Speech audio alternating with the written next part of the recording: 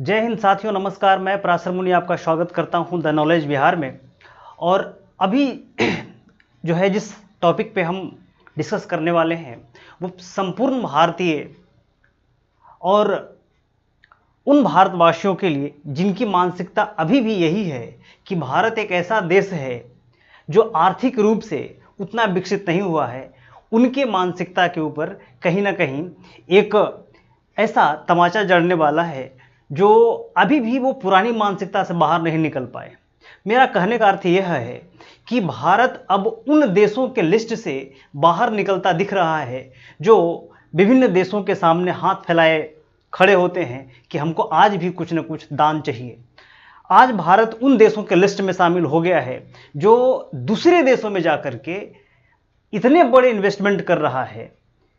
जिस देश की अर्थव्यवस्था आज दुनिया में 5वें नंबर के अर्थव्यवस्था के रूप में सस्टेन कर रही है, वो दूसरे देशों के अर्थव्यवस्था को चलाने के लिए एकदम पूरी तरीके से तैयार है। इसका एक ताज़ा उदाहरण हमको देखने को कल मिला जब नाइजीरिया के राष्ट्रपति, जो उनका नाम है थोड़ा बोला तिनुबा है ना, बोला तिनुबा जो है वो भारत आए और भारत के जो प्रधानमंत्री है उनके साथ डिस्कशन हुआ और तुरंत भारत ने अनाउंस किया कि भारत जो है नाइजीरिया में $14 बिलियन का एक भारी भरकम इन्वेस्टमेंट करने वाला है। भाई साहब, ये जान करके संपूर्ण भारतीय जो भी लोग इस क्षेत्र में इंटरेस्ट रखते हैं उनका सीना गर्व से चौड़ा हो गया है कि अब वो भारत नहीं रहा जो आज से 10 साल 20 साल पहले हुआ करता था, जो एफडीआई के लिए यानी कि बाहर के इन्वेस्टमेंट के लिए ललायित होता था। आज भारत वो भारत है, आज भारत 21वीं सेंचुरी का भारत है, आज भारत अमृत काल का भारत है जो दूसरे देशों में अपने बलबूते पर दूसरे देशों की अर्थव्यवस्था को बदलने का मादा रखता है।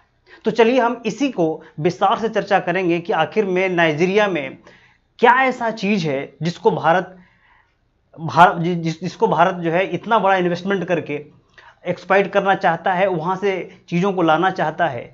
कौन कौन से भारतीय कंपनियां हैं जो नाइजीरिया में जाकर के जो है इन्वेस्टमेंट करेंगी, तो हम इस पर एक विस्तार से चर्चा करते हैं। देखिए, बात है कि कल ही जो है दिल्ली में जो समिट हो रहे हैं G20 की समिट, उसमें भाग लेने के लिए नाइजीरिया के राष्ट्रपति भारत आए और भारत ने उनका बहुत बढ़िया से वेलकम किया। भारत के कई जो जाने माने अधिकारी हैं वो उनको जो है एयरपोर्ट पे लाने गए और उसके बाद जो है भारत और नाइजीरिया के बीच में बैठक हुई जिसमें $14 बिलियन का इन्वेस्टमेंट नाइजीरिया में करने की घोषणा की गई।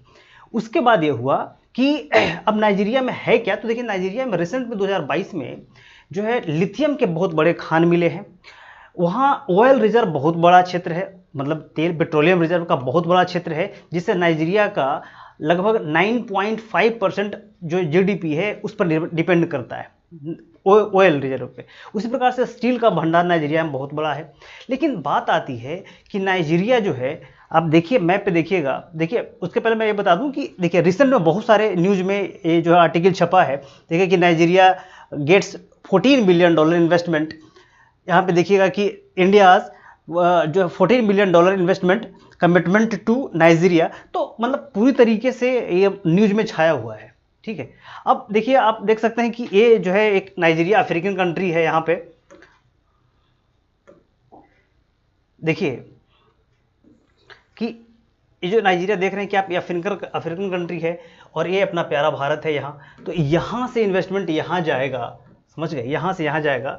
और अफ्रीका में देखिए, अफ्रीका में नाइजीरिया का एक ऐसा जो है रुतबा है जो माना जाता है कि नाइजीरिया एक मतलब डेवलप तो नहीं कर सकते लेकिन हाँ पढ़ा लिखा देश के रूप में माना जाता है। नाइजीरिया में लोग अच्छे राजनीति के समझदार माने जाते हैं, क्योंकि इसका एक ताज़ा नमूना हमको देखने को मिलता है कि अफ्रीका में जो है भारत का दबदबा उतना नहीं है जितना चीन का दबदबा है। चीन जो है अफ्रीका में बहुत सारे देशों को बहुत हैवी लोन दिया है और लोन देकर के उनको अपने बस में करने की कोशिश की है। लेकिन कहीं ना कहीं बीते कुछ 10-12 सालों में चीन की जो छवि है अफ्रीका में खराब होती दिख रही है, क्योंकि चीन जो है वहाँ इन्वेस्टमेंट इस पर्पज़ से करता है ताकि हम उन देशों के संसाधनों को एक्सप्लॉइट कर सकें, यानी कि नोच सके, संसाधनों को वहाँ से ला सके। कहीं ना कहीं जो है उपनिवेशिक प्रवृत्ति के कारण चीन की जो छवि है अफ्रीका में खराब होती दिख रही है, और उसकी भरपाई के लिए इंडिया तत्परता से लगा हुआ है अफ्रीका में। क्योंकि देखिए अफ्रीका जो है एक संसाधन संपन्न महाद्वीपों में गिना जाता है, और अफ्रीका में इतना संसाधन है कि वहाँ जिनका कब्जा हो गया उनको समझ लीजिए कि आज के डेट में कोई भी संसाधन की कमी नहीं होगी। और भारत का जिस प्रकार से धीरे धीरे जो है अफ्रीका में व्यापार बढ़ रहा है, देख रहे हैं कि अभी कुछ दिन पहले न्यूज आई थी कि जो टू व्हीलर के एक्सपोर्ट में जो भारत ने अच्छी खासी तगड़ी बाजी मारी है अफ्रीका में, क्योंकि अब पूरे अफ्रीका का 40% टू व्हीलर का निर्यात जो है अफ्रीका करता है। अब देखा कि थ्री व्हीलर खास करके जो ऑटो गाड़ी, रिक्शा गाड़ी है, उसका भी निर्यात भारत धड़ल्ले से अफ्रीका में कर रहा है। तो कहीं ना कहीं अफ्रीका में भारत की जो छवि है वो काफ़ी अच्छी होती जा रही है। दूसरी बात अब देखिएगा कि जिस प्रकार से भारत में भी G20 की समिट हो रही है, उसमें जो गेस्ट कंट्री हैं, 20 तो हमारे जो कंट्री हैं G20 के वो तो हैं ही, लेकिन गेस्ट कंट्री के रूप में भारत ने जिस प्रकार से छोटे छोटे कंट्री को बुलाया, जैसे नाइजीरिया को बुलाया है, उसमें आप देखिए कि मिस्र को बुलाया है, जिसमें बांग्लादेश को बुलाया है, उसमें स्पेन को बुलाया है। तो भारत के इस छोटे छोटे, मॉरिशस को बुलाया है, तो इस छोटे छोटे देशों को बुलाने के कारण भारत की जो छवि है, भारत का जो सॉफ्ट पावर है, दुनिया में एक अलग तरीके से डेवलप हुआ है।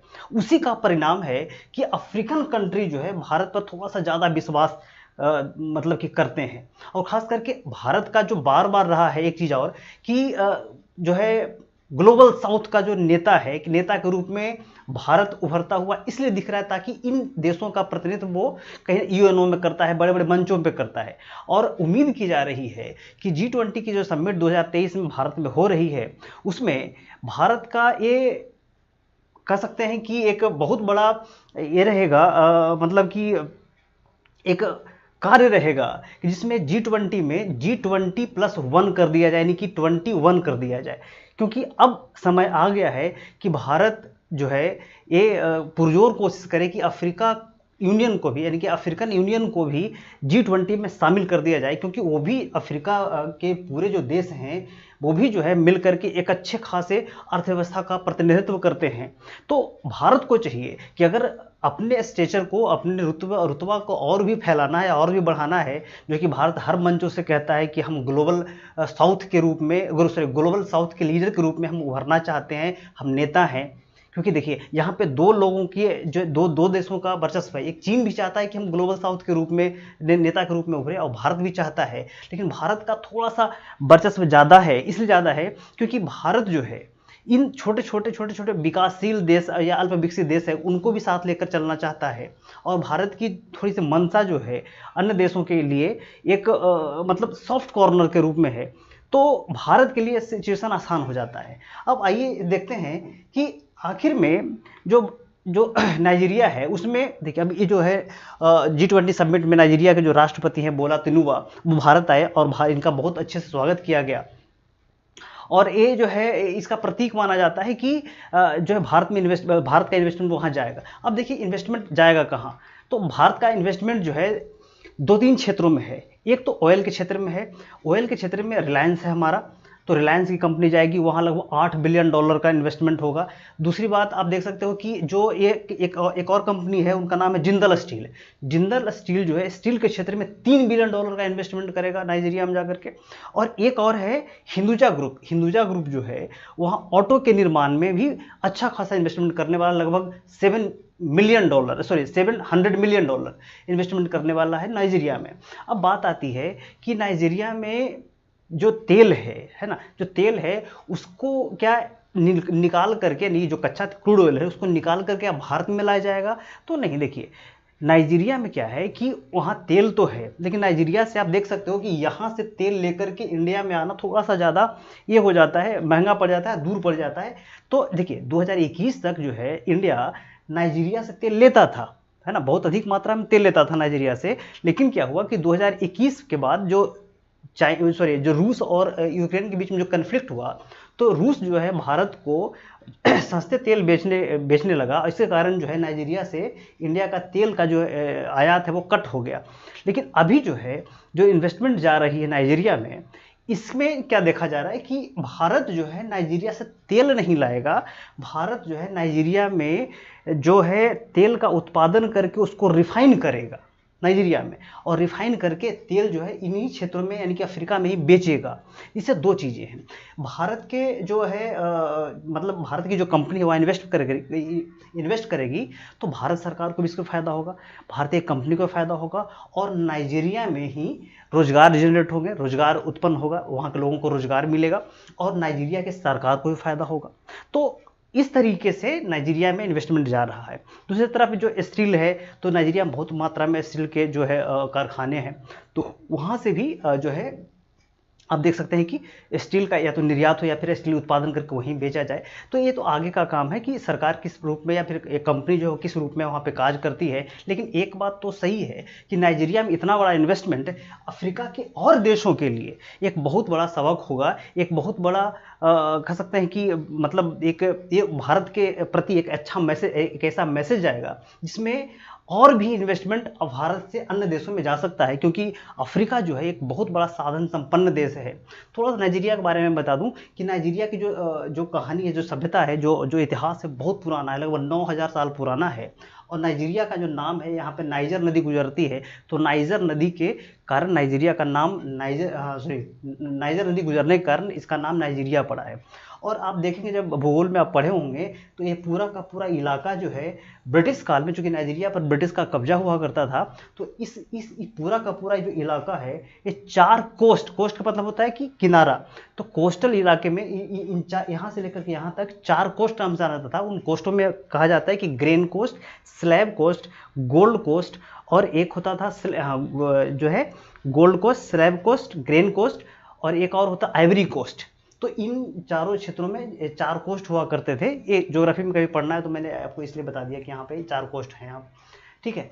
और जो है नाइजीरिया में क्या कहा जाता है कि नाइजीरिया जो है वो दुनिया में दूसरे नंबर का फिल्म प्रोड्यूसर देश है। दुनिया में सबसे ज़्यादा फिल्म जो है निर्माण होता है भारत में, उसके बाद सेकंड रूप से नाइजीरिया में बनता है। और एक बात और बता दूं आपके लिए जानकारी कि नाइजीरिया में सबसे अधिक मात्रा में जुड़वा बच्चे पैदा होते हैं। 1000 बच्चा अगर पैदा होता है तो उसमें से 158 बच्चा जुड़वा पैदा होता है। तो ये नाइजीरिया के बारे में कुछ इंटरेस्टिंग फैक्ट था। तो इस वीडियो में इतना ही, देखते हैं कि आगे जो है और क्या होता है। तो हाँ, इसमें इतना ही रहेगा।